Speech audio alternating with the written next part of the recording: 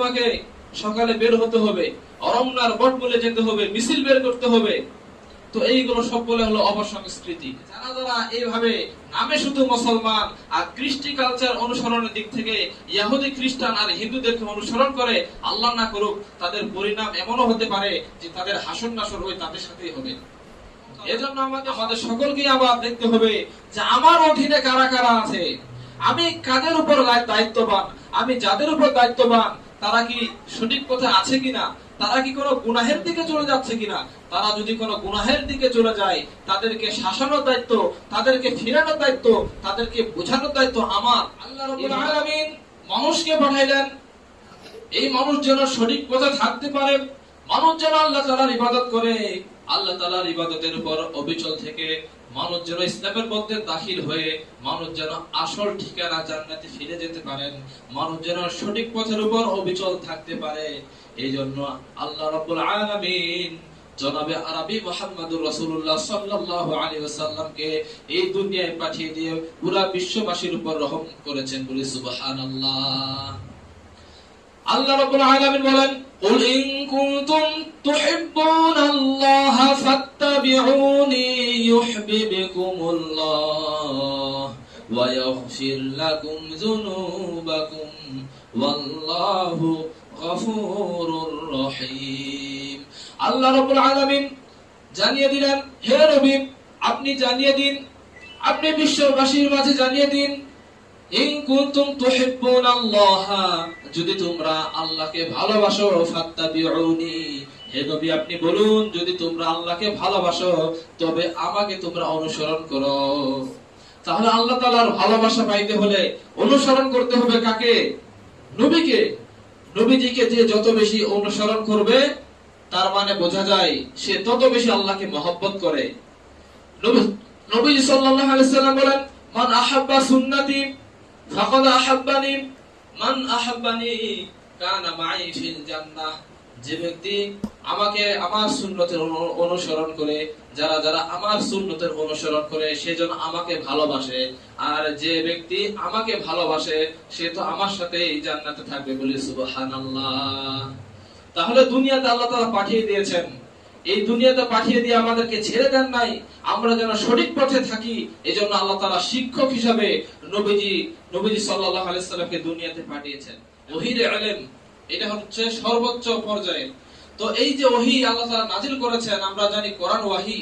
আসলে ওয়াহী হচ্ছে দুই প্রকার, একটা হচ্ছে মাতলু, গায়রু মাতলু।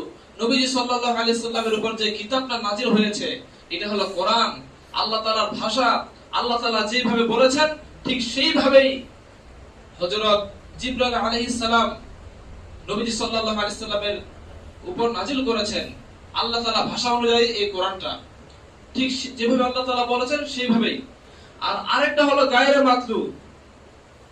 গায়রে মাতলু হলো মূল বিষয় এক, মূল বিষয় এক। নবীজি সাল্লাল্লাহু আলাইহি সাল্লাম তার মাতৃভাষায় সেই মূল বিষয়টাকে ব্যক্ত করেছেন। যেমন মনে করেন কেউ বলল আমি এখন বাসায় যাব, আমি এখন বাসায় যাব, এই কথাটাকে অনেকভাবে বলা যায় না? মিয়ালা বাইত যাম, নানা রকমের বলা যায় কিনা, কিন্তু উদ্দেশ্য কয়টা? একটা। ঠিক তেমনি ভাবে আল্লাহ রাব্বুল আলামিন যা কিছু পছন্দ করেন, যা কিছু আদেশ করেন, কিন্তু নবীজি সাল্লাল্লাহু আলাইহি সাল্লাম তার মাতৃভাষায় মানুষকে বুঝিয়েছেন এটা ওয়াহী। তার মানে বোঝা গেল যে কিতাব আল্লাহ তাআলার উপর, যে কিতাব আল্লাহ তাআলা নবীজির উপর নাজিল করেছেন সেটা হলো ওয়াহী। আর যা কিছু নবীজি সাল্লাল্লাহু আলাইহি সাল্লাম বলেছেন, আদেশ করেছেন, এগুলো হলো ওয়াহী। এই ওয়াহীর শিক্ষাটা হচ্ছে সর্বোচ্চ শিক্ষা। এই ওয়াহীর মাধ্যমে আল্লাহ তাআলা আমাদেরকে সম্মানিত করেছেন। এই ওয়াহী শিক্ষার দ্বারা আল্লাহ তাআলা যারা এই ওয়াহী শিক্ষা অর্জন করবে আল্লাহ রাব্বুল আলামিন তাদেরকে বিশেষ মর্যাদাবান করবেন। নবীজি সাল্লাল্লাহু আলাইহি সাল্লাম জানিয়ে দিয়েছেন, আল উলামা ওয়ারাসাতুল আম্বিয়া, যে আম্বিয়ায়ে কেরাম আলেম ওলামারা হলো নবীগণের ওয়ারিস। অর্থাৎ নবীগণ যে শিক্ষাটা লাভ করেছেন, ওয়াহীর শিক্ষা লাভ করেছেন, এই ওয়াহীর শিক্ষা যারা অর্জন করবে তারা হবে নবীগণের ওয়ারিস। অর্থাৎ নবীগণ দুনিয়াতে যে সকল কাজ করে গেছেন এই সকল কাজ করার দায়িত্ব উলামায়ে কেরামের। তাই এখন কিছু কিছু বিষয় সম্পর্কে উলামায়ে কেরাম নানান সময় দেখবেন যে সতর্ক করা, জাতিকে সতর্ক করার দায়িত্ব কার? ওলামায়ে কেরামকে। ওলামায়ে কেরাম দেখবে মানুষের ঈমান যেন ঠিক থাকে। বামপন্থী রামপন্থীদের কোন রকমের দিক নির্দেশনায় বা পশ্চিমাদের কোন সভ্যতার কারণে বা পশ্চিমাদের কোন উস্কানির কারণে মুসলমানদের ঈমান যখন ক্ষতির মধ্যে পড়বে, তখন ওলামায়ে কেরাম আর চুপ করে বসে থাকবে না। ওলামায়ে কেরাম সঠিক কথা বলেই যাবে। বলেন, কল্যাণ ও কল্যাণের মালিক কে? আল্লাহ। কল্যাণ ও কল্যাণের মালিক হলো আল্লাহ। কিন্তু আজকাল বাঙালি এমন মুসলমান, তারা মনে করে বৈশাখ মাসের পহেলা বৈশাখে যখন সূর্য ওঠে তখন একটা মঙ্গল যাত্রা মিছিল বের করে। তারা মনে করে এই মিছিলে যারা যারা যাবে তারা কল্যাণ লাভ করবে। বলি নাউযুবিল্লাহ। পালন হচ্ছে আমাদের দেশে কি পালন হচ্ছে? শুভ নববর্ষ। কি পালন হয়? শুভ নববর্ষ। এই নববর্ষ নিয়ে আমার কোনো কথা নাই, উদযাপন করে সমস্যা নাই, কিন্তু উদযাপনের ধরন যদি খারাপ হয়ে যায় তাহলে সেটা হারাম হয়ে যাবে। তো এই যে পহেলা বৈশাখ চলতেছে, আজকে কত তারিখ? ইংরেজি মাসের 10 তারিখ। দেখবেন যে আবার কয়েকদিন পরে শুরু হয়ে যাবে নববর্ষ। তো এইটাকে উদযাপন করে, এটা এমন একটা পর্যায়ে চলে গেছে যে মানুষ দেখে যে তুমি বাঙালি কিনা। তুমি বাঙালি হলে তোমাকে মঙ্গল শোভাযাত্রায় বের হতে হবে, তুমি বাঙালি হলে তোমাকে সকালে বের হতে হবে, অরণ্যার বট বলে যেতে হবে, মিছিল বের করতে হবে। তো এইগুলো সব বলে হলো অপসংস্কৃতি। তখন বৈশাখকে নির্ধারণ করা হলো বাংলা মাসের প্রথম মাস হিসাবে। এই জন্য বৈশাখ মাসের 1 তারিখে পালন করা হয় নববর্ষ। কিন্তু এখন যে সকল কৃষ্টি কালচার গুলো চলতেছে, এই সকল কৃষ্টি কালচার তখনকার জামানায় ছিল না। এরপর ধীরে ধীরে এই কৃষ্টি কালচারটাকে তারা এমন এক পর্যায়ে নিয়ে গেছে, এখন হিন্দু অনেক কৃষ্টি কালচার হয়ে গেছে।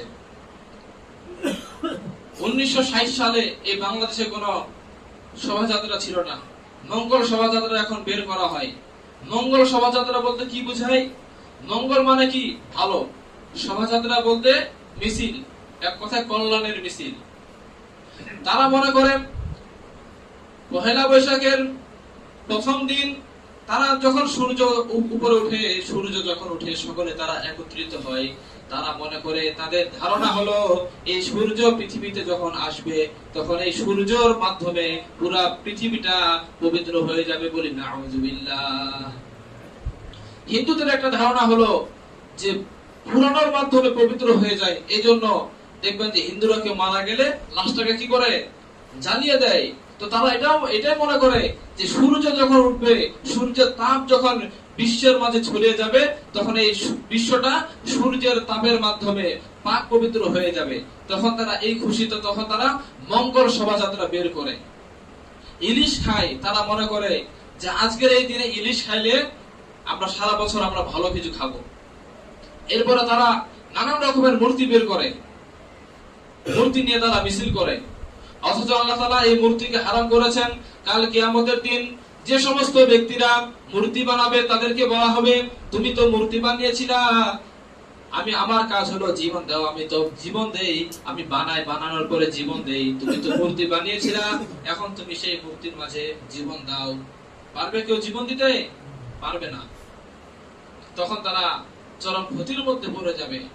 তো এইটাই আমাদেরকে শিখতে হবে যে নববর্ষ বর্তমান যেভাবে পালন হচ্ছে, পেঁচা দেখবেন বিভিন্ন ধরনের মূর্তি বানায়, পেঁচা বানায়, তারা মঙ্গল শোভাযাত্রা পালন করে। তো এগুলো হচ্ছে মূলত দুইটা হচ্ছে পশ্চিমাদের থেকে ধার করা। পশ্চিমাদের থেকে ধার করা। তারা সূর্যের পূজা করে, সকালবেলা যায়, এটা মূলত সূর্যের পূজা করা হচ্ছে। 2 নম্বর হচ্ছে তারা মঙ্গল শোভাযাত্রা বের করে। আরো কিছু কৃষ্টি কালচার আছে যে নারী পুরুষ অবাধে মেলামেশা করা। দেখবেন সেখানে কোনো পর্দার কোনো বিধান থাকে না, নারী পুরুষ সকলে যায়, রং মাখামাখি করে। রং মাখা এটা কালচারটা কার? খ্রিস্টানদের কালচার, হিন্দুদের কালচার। নবীজি সাল্লাল্লাহু আলাইহি সাল্লাম বলেন, মান তাশাব্বাহা বিকওমিন ফাহুয়া মিনহুম। যে ব্যক্তি কোন সম্প্রদায়ের কৃষ্টি কালচার অনুসরণ করলো, সে যেন তাদেরই মধ্যে অন্তর্ভুক্ত হয়ে গেল। সুতরাং আমরা নামে শুধু থাকলাম মুসলমান, আর আমরা কাজে কর্মে যদি আমাদের কাজগুলি যদি ইহুদি খ্রিস্টানদের সাথে মিলে যায়, বিজাতীয়দের সাথে মিলে যায়, তাহলে আমরা যেন তাদেরকে ভালোবাসি। আল্লাহ না করুক যে এমনও হতে পারে যে যারা যারা এইভাবে নামে শুধু মুসলমান আর কৃষ্টি কালচার অনুসরণের দিক থেকে ইহুদি খ্রিস্টান আর হিন্দুদেরকে অনুসরণ করে, আল্লাহ না করুক, তাদের পরিণাম এমনও হতে পারে যে তাদের হাসর নাসর ওই তাদের সাথেই হবে। এজন্য আমাদের সবচেয়ে বড় পরিচয় আমরা মুসলমান, আমরা মুসলমান। এরপরে পরিচয় আসবে আমরা বাঙালি। কিন্তু ওই পশ্চিমারা এমন ভাবে চক্রান্ত করেছে, এই যে নববর্ষের দিনে যে একটা আনন্দ করা হয় পহেলা বৈশাখের আনন্দ, এই আনন্দটা এমন হয়েছে যে যে বাঙালি সে বাঙালিকেই এই আনন্দ উদযাপন করতে হবে, তার মুসলমান দেখবে না, দেখবে এমনটা যে সে কি বাঙালি কিনা, সে বাঙালি, তাকে নববর্ষ পালন করতে হবে, মুসলমান কিনা এটা দেখবে না। আমাদের মূল পরিচয় কি? আমরা মুসলমান নাকি বাঙালি? মূল পরিচয় কোনটা? আমরা মুসলমান। আমার মুসলমানিয়াত আগে আগে দেখতে হবে আমি মুসলমান। এরপরে দেখতে হবে যে আমি যে মুসলমান, আমি যে একটা কাজ করবো, একটা দিবস পালন করব, এই দিবসের মালিক কে? আল্লাহ নাকি অন্য কেউ বানাইছেন? মুসলমানদের উৎসবের দিন হলো দুইটা, ঈদুল ফিতর আর ঈদুল আজহা, এই দুইটা সময় উদযাপন করবে। কিন্তু যারা যারা এই পহেলা বৈশাখকে মঙ্গলের দিন বলে, মঙ্গল শোভাযাত্রা বের করে, যারা মনে করে যে এই পহেলা বৈশাখের দিন বরকত আছে, রহমত আছে, মনে রাখতে হবে এটা অবশ্যই শিরক। আল্লাহ রাব্বুল আলামিন জানান, তুলিজুল লাইলা ফিন নাহারি ওয়া তুলিজুন নাহারা ফিল লাইল, যে আল্লাহ তাআলা তুলিজুল লাইলা, রাতকে দিনের মধ্যে প্রবেশ করান, ওয়া তুলিজুন নাহারা ফিল লাইল, এবং দিনকে রাতের মধ্যে প্রবেশ করান, ওয়া তুখরিজুল হাইয়া মিনাল মাইয়িত, এবং মৃত প্রাণী থেকে, মৃত থেকে আল্লাহ তাআলা জীবন বের করেন, ওয়া তুখরিজুল মাইয়িতা মিনাল হাই, এবং জীবিত বস্তু থেকে আল্লাহ তাআলা মৃত বস্তু বের করেন। বিয়াদিকাল খায়র, সে আল্লাহ তাআলার হাতেই সমস্ত কল্যাণ। কিন্তু যারা যারা বলে ওই নববর্ষের দিন কল্যাণ আছে, তাদের কথা এখান থেকে মিথ্যা, এবং তাদের কথা এখান থেকে হারাম প্রমাণিত হয়ে গেল। কল্যাণ অকল্যাণের মালিক কে? আল্লাহ। এই জন্য আল্লাহ তাআলা যেটাকে কল্যাণ বলছে সেটাকে আমাদেরকে বিশ্বাস করতে হবে, এটা কল্যাণ। আর আল্লাহ তাআলা যেটাকে অকল্যাণ বলছেন সেটা হচ্ছে অকল্যাণ। তো আল্লাহ তাআলা ব্যতীত অন্য কেউ যদি কোন একটা দিনকে বা কোন একটা দিবসকে যদি বলে এটা কল্যাণকর, এটা বিশ্বাস করা হারাম হয়ে যাবে। এরপরে আল্লাহ রাব্বুল আলামিন বলেন, কু আনফুসাকুম ওয়া আহলিকুম নার, তোমরা নিজে আগুন থেকে বাঁচো, ওয়া আহলিকুম নার, এবং শুধু নিজে বাঁচবা এমন না, তোমাদের পরিবার, আত্মীয়স্বজন, পরিবার পরিজনকে নিয়ে তোমরা জাহান্নামের আগুন থেকে বাঁচো। তাহলে জাহান্নামের আগুন থেকে বাঁচতে বলেছেন আল্লাহ তাআলা। নবীজি সাল্লাল্লাহু আলাইহি সাল্লাম বলেন, আলা কুল্লুকুম রাঈন, যে জেনে রাখো তোমরা সকলেই হলেও, তোমরা সকলে দায়িত্ববান, আর তোমাদের সকলকেই তোমাদের দায়িত্ব সম্পর্কে জিজ্ঞাসা করা হবে। পিতাকে জিজ্ঞাসা করা হবে তার সন্তান সম্পর্কে, সেই পিতা তার সন্তানকে কিভাবে পরিচালিত করেছে। স্বামীকে জিজ্ঞাসা করা হবে তার স্ত্রী সম্পর্কে, স্বামী কি তার স্ত্রীর হক আদায় করেছে কিনা, তার স্ত্রী কিভাবে চলাচল করেছে। যে সমস্ত সন্তান নববর্ষের দিন মঙ্গল শোভাযাত্রায় যায়, নারী পুরুষ একসাথে নাচা বুদ্ধা করে, তার মানে বোঝা যায় সে সকল সন্তানের পিতা মাতা দায়িত্বশীল না। তাদেরকে বলা হবে দায়ুস। দায়ুস কাদেরকে বলা হয়? যে সমস্ত দায়িত্ববান পুরুষ তাদের আহাল পরিবারকে খারাপ পথ থেকে বাধা দেয় না, বেহায়াপনার পথে চলে যাচ্ছে, এরপরও যারা যারা তার আহাল পরিবার পরিজনকে বাধা দিচ্ছে না, তারাই হবে দায়ুস। এই দায়ুস কাল কিয়ামতের দিন জান্নাতে যাইতে পারবে না। আল্লাহ তাআলা এই দায়ুসের জন্য জান্নাত হারাম করে দেবেন। এজন্য আমাদের সকলকেই আমাদের নিজেদের প্রতি যত্নবান হতে হবে, এবং শুধু আমরা নিজেরা নামাজ পড়বো, রোজা করবো এমনটা না। আমাদের সকলকেই আবার দেখতে হবে যে আমার অধীনে কারা কারা আছে, আমি কাদের উপর দায়িত্ববান, আমি যাদের উপর দায়িত্ববান তারা কি সঠিক পথে আছে কিনা, তারা কি কোনো গুনাহের দিকে চলে যাচ্ছে কিনা। তারা যদি কোনো গুনাহের দিকে চলে যায়, তাদেরকে শাসানোর দায়িত্ব, তাদেরকে ফিরানোর দায়িত্ব, তাদেরকে বোঝানোর দায়িত্ব আমার। এইভাবে আমাদের সকলকেই ভাবতে হবে। কারণ নবীজি সাল্লাল্লাহু আলাইহি সাল্লাম বলেছেন, আলা কুল্লুকুম রাঈন, জেনে রাখো তোমরা সকলে দায়িত্ববান। কাল কিয়ামতের দিন সকলকেই তাদের দায়িত্ব সম্পর্কে জিজ্ঞাসা করা হবে। আল্লাহ তাআলা আমাদের সকলকে বোঝার তৌফিক দান করে, আল্লাহুম্মা আমিন। আল্লাহ তাআলা আমাদের সকলকেই হক পথে সৎ পথে থাকার তৌফিক দান করুক এবং বিজাতীয় সকল কৃষ্টি কালচার থেকে বেঁচে থাকার তৌফিক দান করুক। সকলে বলি আল্লাহুম্মা আমিন। যারা সুন্নাত পড়ি না সুন্নাতের নিয়ত করি। ওয়া আখিরু দাওয়ানা আনিল হামদুলিল্লাহি রাব্বিল আলামিন।